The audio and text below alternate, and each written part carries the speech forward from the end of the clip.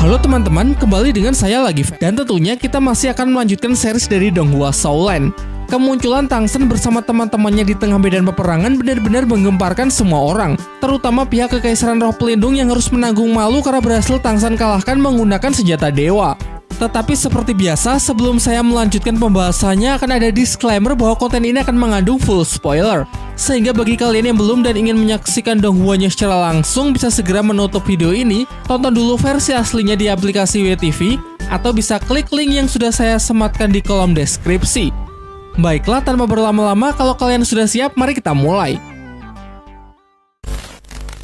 Setelah pertarungan hebat di kota Silu, dua kekaisaran pun memulai rapatnya dan berhasil merumuskan sebuah strategi untuk mengalahkan Kekaisaran Roh Pelindung, yaitu dengan memperpanjang durasi perang sampai pihak Bibidong kehabisan sumber daya. Aliansi pasukan akan dipimpin oleh Kaisar Xingluo, mengingat Kaisar Suebong masih sangat minim dalam pengalaman berperang. Markas mereka akan berpusat di kota Silu dan mulai akan menyebar untuk merebut kembali berbagai kota setelah pasukan siap. Tangsen bersama Xiao berniat untuk melanjutkan latihannya di Sekte Hautian demi menyelesaikan ujian Dewa Laut tahap ke-8. Sedangkan teman-temannya yang lain akan membantu pasukan aliansi melawan Kekaisaran Roh Pelindung di garis depan. Sementara itu di Istana Kekaisaran Roh Pelindung, Si Yue menjelaskan bahwa kini pihak mereka semakin terdesak karena telah kehilangan 6 kota besar termasuk kota Silu. Maka dari itu, Bibidong segera memerintahkan Hulena untuk memimpin pasukan bala bantuan ke garis depan. Pasukan yang terdiri dari 5 Master Roh di level 80-an dan puluhan prajurit elit sehingga tidak perlu khawatir karena Hulena pasti akan aman.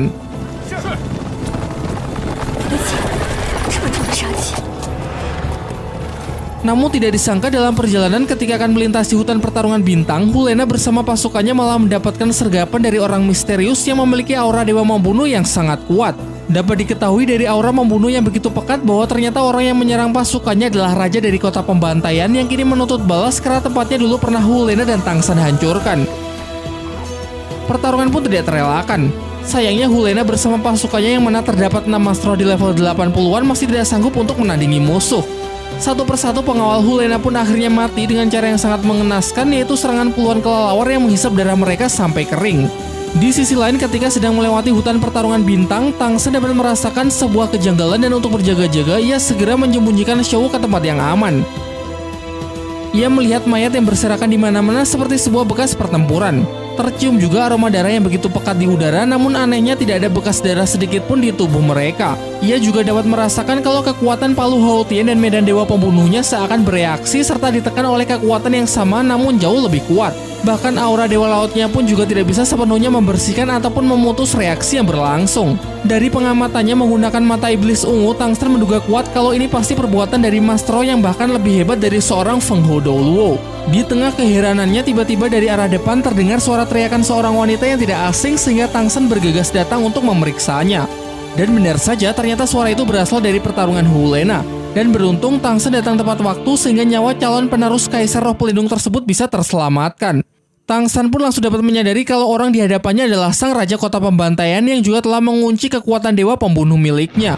Sebelum jatuh pingsan, Hulena sempat meminta Tangsen agar segera lari, meski ia masih memanggilnya dengan nama Tangyin. Sang Raja Kota Pembantaian kemudian mengatakan tujuannya datang mencari mereka adalah untuk menuntut balas atas hancurnya kota pembantaian dan juga untuk meminta obat penawar kepada Tangsen karena sesaat sebelum meninggalkan jalur neraka, Tangsen memang sempat memasukkan salah satu tanaman obatnya yang sangat beracun untuk mencemari seluruh kota pembantaian. Namun bukannya merasa bersalah, Tangsen justru merasa sangat bangga telah melakukan hal tersebut karena menurutnya kota pembantaian adalah tempat terkutuk penuh dengan kejahatan yang memang pantas untuk dimusnahkan.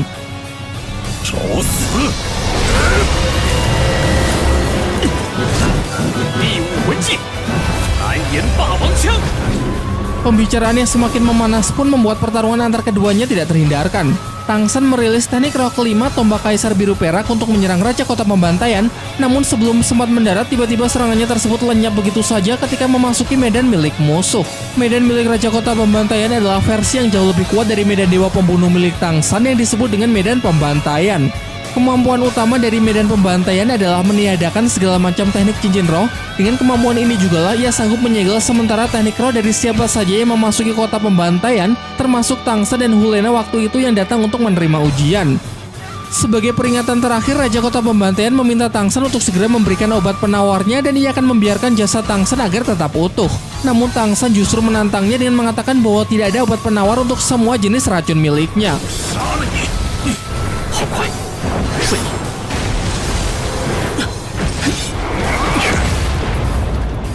Meskipun semua teknik dari cincin rohnya telah disegel, Tang San masih bisa menggunakan teknik bertarung Sekte Tang langkah bayangan hantu yang dikombinasikan dengan serangan mematikan dari teknik tulang roh kapak Hiu Orca. Namun tidak disangka serangan tersebut masih dapat ditahan dengan mudah, membuatnya menjadi orang kedua setelah Bo Saisi yang mampu melakukannya. Dalam situasi ini medan dewa pembunuh tidak bisa digunakan.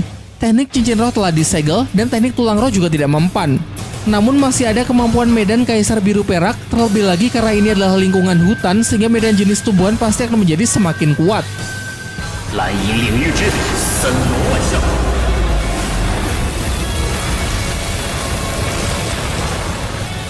Situasi ini pun akhirnya memaksa Tang San untuk menggunakan kartu asnya, apalagi kalau bukan kekuatan dari Trisula Dewa Laut.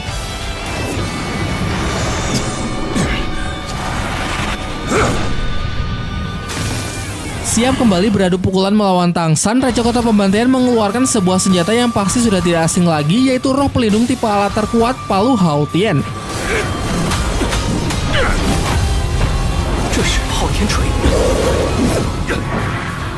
Tentunya Palu Hao Tian masih belum sebanding dengan senjata dewa milik Tang San.